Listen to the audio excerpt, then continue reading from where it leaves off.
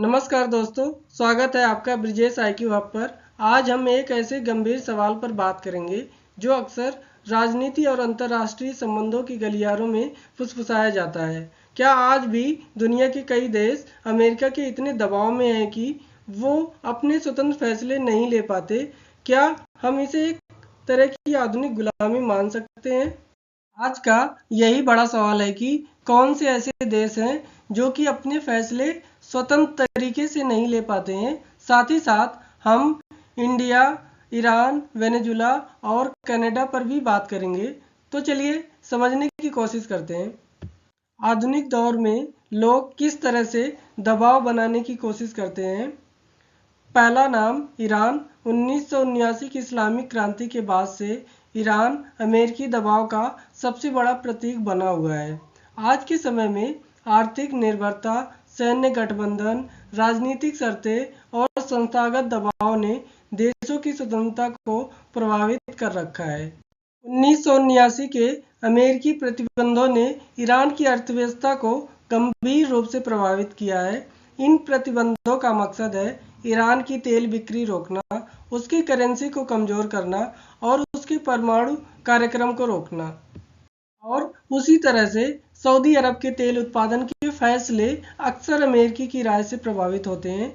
इसके अलावा इजराइल को मिल रही सैन्य सहायता भी रणनीतिक निर्णयों पर असर डालती है। क्या इतनी मदद लेकर कोई देश पूरी तरह स्वतंत्र रह पाता है? यह एक बड़ा सवाल है। वेनेजुला का तेल उद्योग अमेरिकी प्रतिबंधों के कारण बुरी तरह प्रभावित हुआ है। इसने वेनेजुला की अर्थव्यवस्था को ध्वस्त कर दिया है। क्या वेनेजुला अपनी आर्थिक नीति स्वतंत्रता से बन पाया? बिल्कुल नहीं। उसी तरह से क्यूबा को 60 से अधिक वर्षों से प्रतिबंध का सामना करना पड़ रहा है, जिसे अमेरिका ने अलग थलग करने की पूरी कोशिश की। क्यूबा के पास अपनी राय चुनने की आज़ादी थी, लेकिन उसकी कीमत उसे अभी तक चुकानी पड़ रही है। विकसित देश भी दबाव में है। क्या लगता है ये दबाव सिर्फ कमजोर देशों पर ही है? गलत।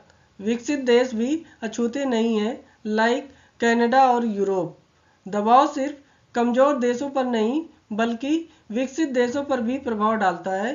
कानून और अंतर्राष्ट्रीय समझौते भी शक्ति के हथियार के रूप में कार्य करते हैं।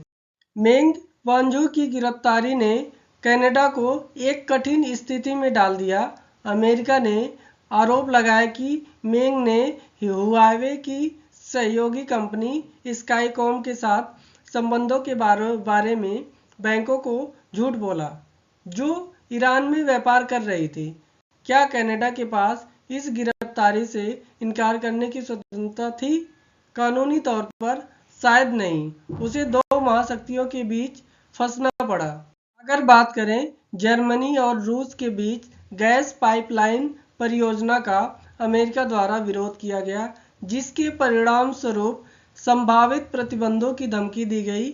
इसने परियोजना को गंभीर संकट में डाल दिया। अंततः रूस यूक्रेन युद्ध के बाद जर्मनी ने प्रोजेक्ट रोक दिया। क्या यह यूरोप की ऊर्जा स्वतंत्रता पर अमेरिकी दबाव नहीं है? अफ्रीका में चीन और अमेरिका की प्रतिस्पर्धा है। गोवा जैसे व्यापार समझौते में राजनीतिक शर्तें जुड़ी हुई हैं। आधुनिक वैश्विक प्रवृत्तियों में अगोवा और फिलीपींस यूएस सैन्य समझौते जैसे पहले राजनीतिक दबाव का कारण बनते हैं, जिससे देश की स्वतंत्रता और निर्णय लेने की क्षमता सीमित होती है। फिलीपींस जैसे देश जो अमेरिका के साथ सैन्य समझौते में बंधे हैं, अपनी विदेशी नीति में उतने लचीले नहीं हो पाते, खासकर चीन के मामले में। वैश्विक राजनीति में विभिन्न दबाव के उपकरण मौजूद हैं। लाइक आर्थिक प्रतिबंध सबसे बड़ा हथियार।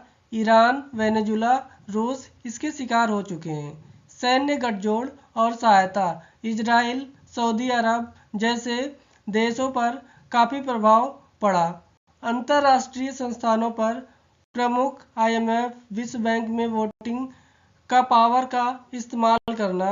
व्यापार समझौते FTA अपने नियमों के अनुसार किसी के ऊपर थोप देना। तो सवाल ये उठता है, क्या कोई पूरी तरह स्वतंत्र है? क्या कोई देश पूरी तरह स्वतंत्र है? शायद नहीं। छोटे बड़े सभी देश किसी न किसी महाशक्ति पर आर्थिक, सैन्य या तकनीकी निर्भरता रखते हैं। भारत जैसे देश इसी निर्भरता को कम करने की कोशिश में है, जैसा कि आत्मनिर्भर भारत। और जिसने जिसने भी अमेरिका के खिलाफ सीधा विरोध करने की कोशिश की, लाइक ईरान, वेनेजुला, उत्तर कोरिया, इसके परिणाम स्वरूप उन्हें महंगा परिणाम भुगतना पड़ा, जैसा कि आज के समय में आप अंतर्राष्ट्रीय मुद्दे को देख पा रहे हैं। तो दोस्तों, अमेरिका सीधे गुलामी नहीं करता, वह आधुनिक तरीके अपनाता है। लेकिन जो देश अमेरिकी नीतियों का सीधा विरोध करते हैं, उन्हें भारी कीमत चुकानी पड़ती है। यही आज के ग्लोबलाइज्ड विश्व का कड़वा सच है। क्या आपको लगता है यह दबाव जायज है? क्या भारत को इससे सबक लेना चाहिए? कमेंट में अपनी राय जरूर दें। अगर यह विश्लेषण आपको पसंद आया तो वीडियो को लाइक करें, शेयर करें और ब्रिजेश IQ हब को सब्सक्राइब जरूर करें। धन्यवाद।